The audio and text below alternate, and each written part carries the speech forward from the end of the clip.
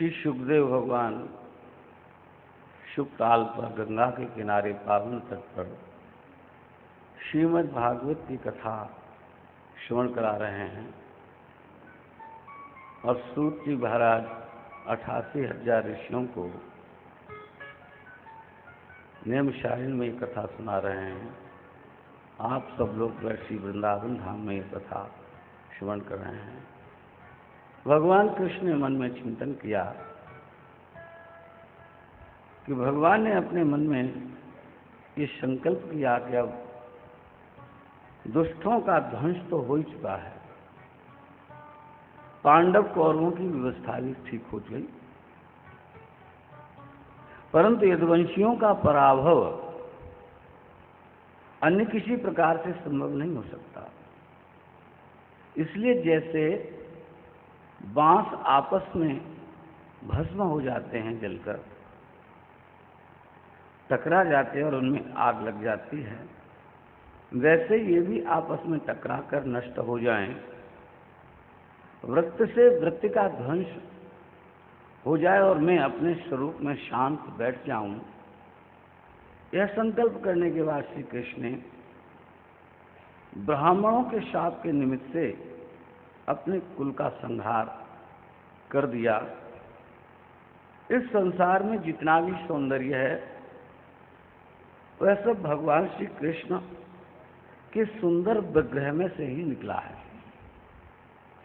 वे अपने धाम के लिए प्रस्थान करते समय सबकी आंखें छीनकर सबके चित्त चुरा कर ले गए। उन्होंने सबके चित्त चुन लिए और यहाँ अपनी मूर्ति का शुभ स्थापन कर दिया, जिससे कि लोग उनके अंतर्धान होने के बाद भी उसकी कीर्ति का श्रवण करें, गान करें तथा उनको प्राप्त हों। राजा परीक्षित ने कहा, महाराज कृपया यह बताइए कि यदुवंशी तो बड़े ब्राह्मण भक्त थे, उदार थे, वृद्धसेवी थे और श्री कृष्ण में उनका मन लगा रहता था, फिर ब्राह्मणों ने उनको शाप क्यों दे दिया? जब एक ही सबका लक्ष्य था तब उनमें भेदभाव कहां से आ गया प्रभु? उनमें फूट तो नहीं पड़नी चाहिए थी। सुखदेव जी महाराज कहते हैं कि परीक्षित, श्री कृष्ण ने बहुत ही सुंदर रूप धारण किया और बड़े स्तुत्य कर्म किए। जो लोग उनका गान करेंगे उनके लिए उन्होंने अपनी उदार कीर्ति की स्थापना कर दी। जब भगवान ने यदुवंशियों के संहार का निश्चय कर लिया तब द्वारका में रहने वाले विश्वामित्र, असिति, कणव, दुर्वासा, मृगु, भृगु, अंगिरा, कश्यप, अत्रि, वशिष्ठ, नारद आदि महात्माओं को भगवान ने विदा कर दिया। वे सब लोग पिंडारक क्षेत्र में चले गए जो द्वारका के पास ही था। श्री कृष्ण बलराम तो महात्माओं पर बहुत श्रद्धा करते थे, परंतु उनकी जो नई पीढ़ी के युवकों के मन में उनके प्रति तनिक भी श्रद्धा नहीं थी। भगवान ने सोचा कि हमारे पूर्वज हम लोग सब इन संतों में, ब्राह्मणों में श्रद्धा रखते हैं, पर हमारा जो पीढ़ी है वो तनिक भी इन ब्राह्मणों में, संतों में, शास्त्रों में बिल्कुल श्रद्धा नहीं रखती। इसलिए भगवान ने सोचा कि इनका पराभव और कोई नहीं कर सकता, क्योंकि इनमें मेरा अंश है। इनको देवता भी इनका वध नहीं कर सकते। इसलिए भगवान ने सोचा ये आपस में ही लड़कर अगर लड़ेंगे तो ये मर सकते, इनका नाश हो सकता। तो यहाँ भगवान की जो धर्म स्थापना करने के लिए भगवान आए हैं, तो भगवान के लिए ये नहीं कि हम अपने परिवार वालों को, जो हमारे परिवार से बने हुए संबंधी हैं, उनको हम क्षम्य कर दें और जो दूसरे हैं उनका हम ऐसा करें। तो भगवान की भगवत्ता का इस प्रसंग से ऐसा स्वरूप सामने आया कि भगवान अपना ही जो वंश है उसके भी नाश की कल्पना करने लगे। उसका भी उन्होंने संकल्प कर लिया कि हमारे जो बच्चे हैं वो उद्दंड होते जा रहे हैं और इनमें मेरा अंश है। देवता भी इनका वध नहीं कर सकते, देवता भी इनका पराभव नहीं कर सकते। इसके लिए एक दिन उनको ने भगवान ने ऐसी प्रेरणा ऋषियों में कर दी, उन सबसे जो उनके द्वारिका में जो रहने वाले जितने ऋषियों के मैंने अभी नाम बताए, उन सब ऋषियों को भगवान ने कहा कि आप लोग इस द्वारिका का परित्याग करके आप पिंडारक क्षेत्र में चले जाओ। सारे ऋषि भगवान की बात मानकर पिंडारक क्षेत्र में आ गए वहाँ पर। और इधर क्या हुआ, युवकों ने जो सांब, जिसका विवाह हमने सुबह बताया था, दुर्योधन की पुत्री लक्ष्मणा से हुआ था, बहुत सुंदर था। भगवान के पुत्र तो सभी सुंदर थे, वो भी सुंदर था, लेकिन इतना सुंदर था कि थोड़ा बहुत उसका ऐसा रूप बना दो लड़की लगने लगता था। इस प्रकार का उसका मुखमंडल रहा होगा। तो उन सब ने सोचा कि ये लड़की बना हुआ ठीक लगेगा, तो उसके ऊपर पेट पर कपड़े अपड़े लपेट दिए और कुछ ऐसा बना दिया जहाँ ये विश्वामित्र इत्यादि दुर्वासा ये सब ऋषि पिंडारक क्षेत्र में बैठे हुए थे, वहाँ ये बच्चे गए। ये संतों का उपहास बनाया करते थे, मजाकें बनाया करते थे, तो भगवान को ये रुचता नहीं था। तो वहाँ गए और उसको समझा दिया, सिखा दिया कि चलो इन महात्माओं की परीक्षा करते हैं चल के। वहाँ गए तो जब शाम को ले गए तो बोला, महात्माओं से पूछा, महाराज ये बताइए कि इसके लड़की होगा कि लड़का होगा, बेटा होगा कि बेटी होगी। महात्मा बैठे हुए थे, उन्होंने ध्यान से देखा, हो ये हम लोगों का सब उपहास कर रहे हैं। तो महात्माओं ने कहा, न इसके बेटा होगा न बेटी होगी, एक मूसल हो जरूर होगा जो तुम्हारे पूरे वंश का नाश कर देगा। अब जब ये सुना तो सब घबरा गए और उन्होंने एकांत में जाकर उस कपड़ों को हटाया तो वास्तव में उसमें मूसल निकला। अब वो और घबरा गए। अब उन्होंने और किसी को भी डर की वजह से बताया नहीं, घिस घिस करके उसको सागर में उन्होंने डाला तो उसका एक सेवार नाम की घास होती है वो बन गया। और एक छोटा सा उसमें गांसी थोड़ी सी बच गई थी, एक छोटी सी घिसने के बाद में वो उन्होंने उसे सागर में डाल दिया। तो सागर में उसे डाल दिया तो वहाँ एक मछली थी, मछली ने उसको कोई खाने की चीज़ समझकर उसे निगल लिया। वहाँ एक व्यात रहा करता था और जो मछली पकड़ ली, उसने वो मछली पकड़ी तो उसके जब चीरा उसको रसोई में बनाने के लिए तो उसके उधर में वो एक छोटा सा पिंड का जो टुकड़ा था निकला। उसने सोचा ये तो बहुत तीखा है, बड़ा अच्छा है, और मैं अपने से बाण में लगा लूँगा तो शिकार के काम आएगा। तो उसने अपने बाण में उसको लगा लिया।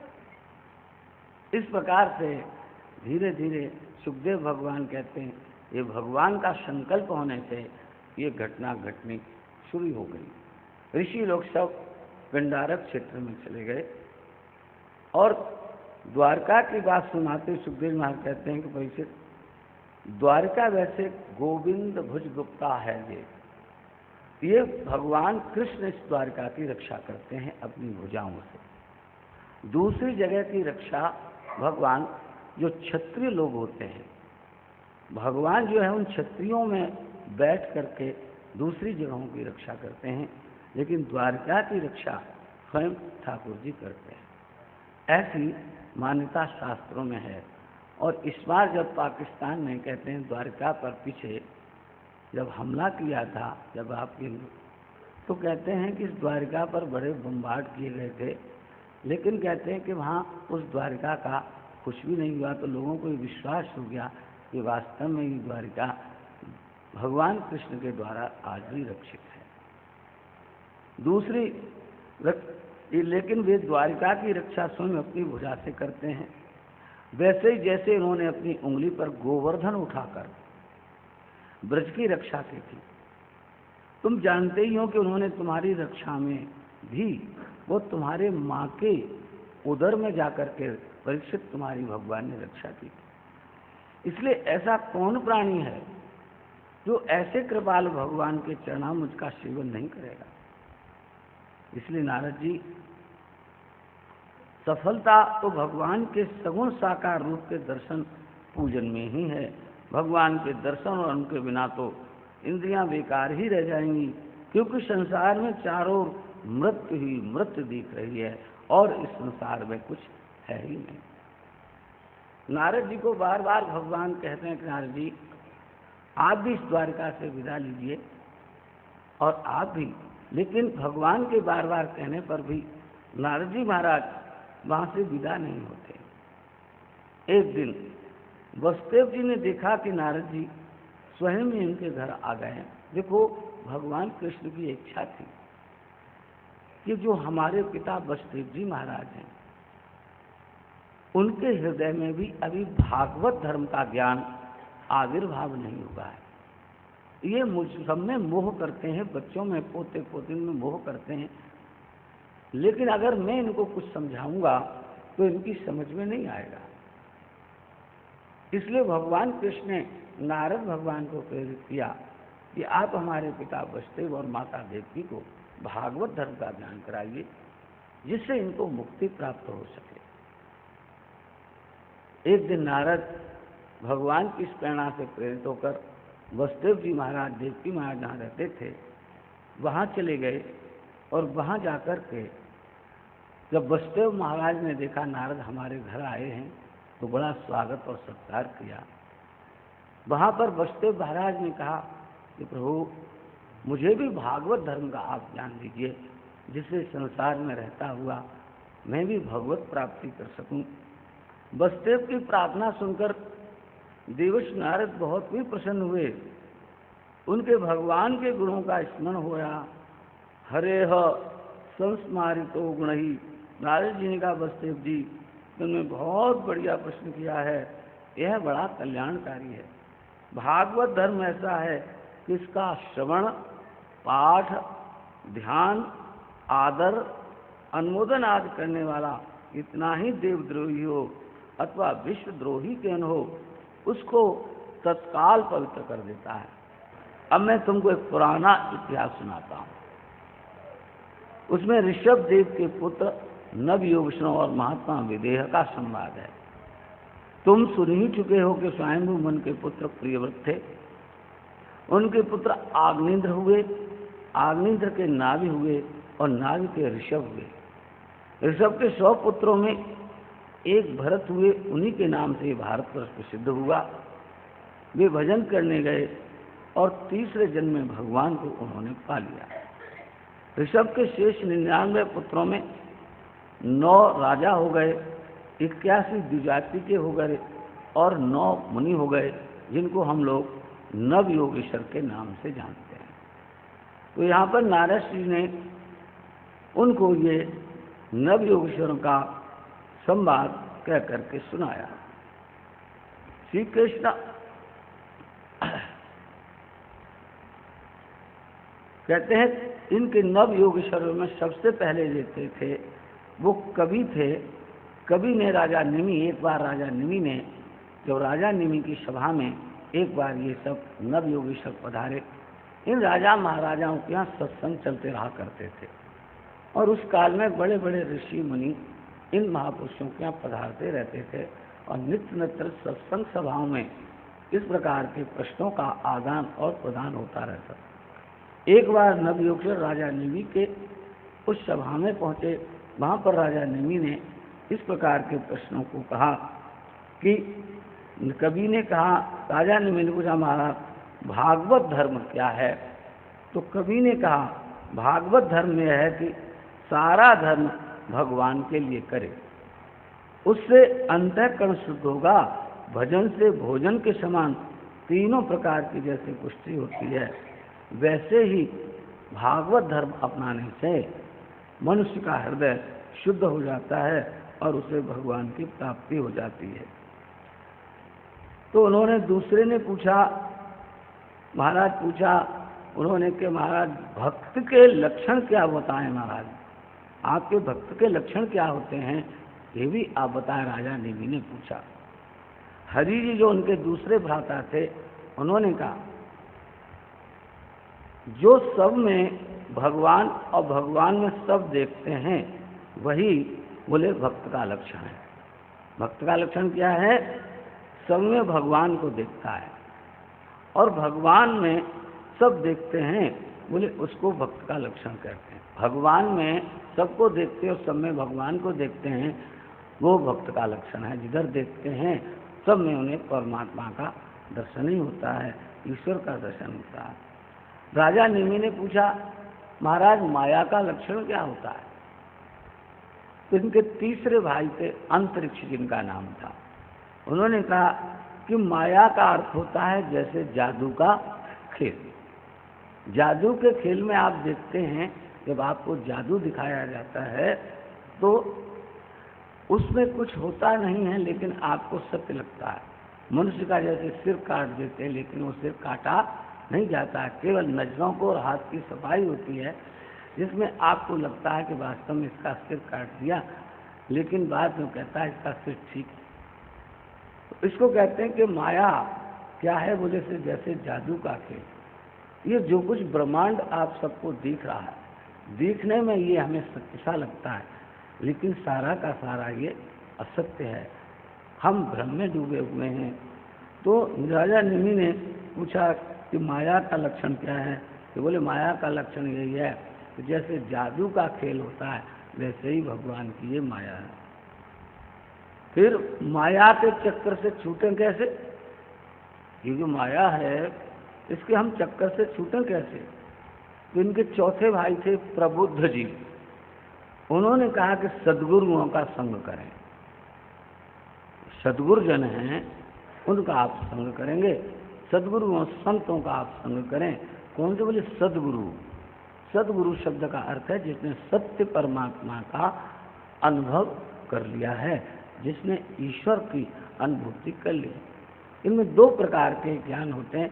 एक तो वाचिक ज्ञान होता है, जैसे मैं आपके सामने बोल रहा हूँ, अथवा और भी कोई भागवतकार बोलते हैं, तो बोलने से उनकी वाणी इतनी अच्छी होती है और कंठ उनका सुरीला और याद होता है, तो वो ब्रह्म ज्ञान की जैसे एकदम वाक झड़ी सी लगा देते हैं, जैसे श्रावण में वर्षा हो रही है, लेकिन अंतर हृदय में उसकी कोई अनुभूति नहीं है। उसको कहते हैं ये वाचिक ज्ञानी है, केवल बोलने वाला ज्ञान है। श्लोक हमने रटा और आपको सुना दिया, लेकिन श्लोक के जो अंतर गर्भ में छिपा हुआ मर्म है, वो कहने वाले के हृदय में रमा हुआ है कि नहीं रमा हुआ है। अगर रमा हुआ है तो उसे कहते हैं अनुभव गम्य व्यक्ति है, और नहीं उसे आता है तो अब कहते हैं ये रट्टू तोता है, इसने चीजें रट करके सामने। लेकिन विद्या रटना भी बड़ा कठिन है, और रट करके सामने बोलना भी कठिन है, और अनुभव गम्य होना तो वैसे भी कठिन है और सरल भी है।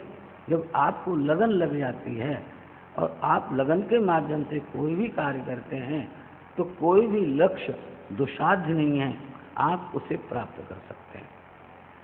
तो प्रबुद्ध जी ने कहा कि अगर तुम माया के चक्कर से छूटना चाहते हो तो सद्गुरुओं का संग करो। सद्गुरुओं के संग से हे राजा निमि, माया के चक्कर से ये जीव छूट जाता है। 5 में बोले नारायण क्या है? राजा निमि ने पूछा नारायण क्या है? तो इनके 5वें भाई पिपलायन हैं।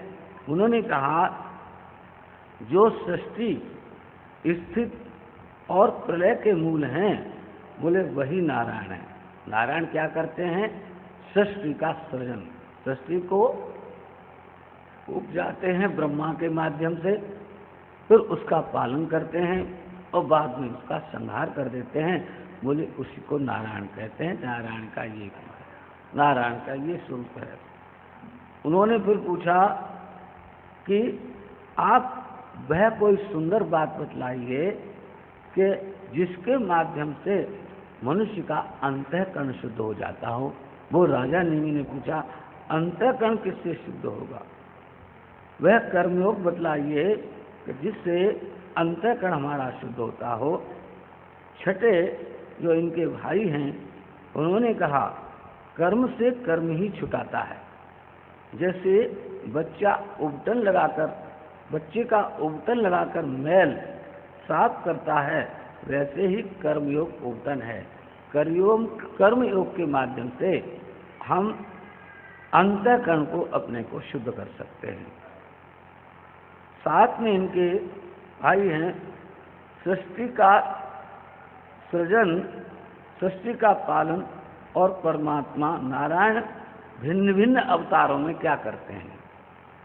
नारायण भिन्न भिन्न अवतारों में क्या करते हैं, तो इनके जो साथ में भाई हैं द्रुमिल, उन्होंने कहा कि वह सृष्टि का सृजन करते हैं, फिर सृष्टि का पालन करते हैं और संहार करते हैं। बोले नारायण का ये काम है। 8वां प्रश्न किया राजा निमि ने, ये बड़ा अच्छा प्रश्न है कि जो लोग संसार में भजन नहीं करते, जो लोग संसार में भजन नहीं करते, उनकी स्थिति क्या होती है। 8 में जिनका नाम चमश है, उन्होंने बहुत सुंदर उत्तर दिया कि भगवान का भजन न करने वाले अपराधी होते हैं।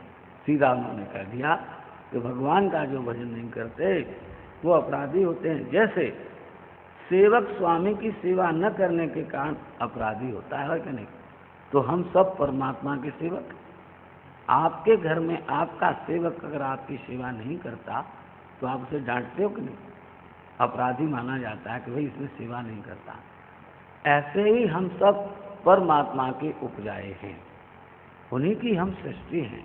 तो चमश ने सीधा सीधा कहा कि जो भगवान का भजन नहीं करते वो अपराधी होते हैं।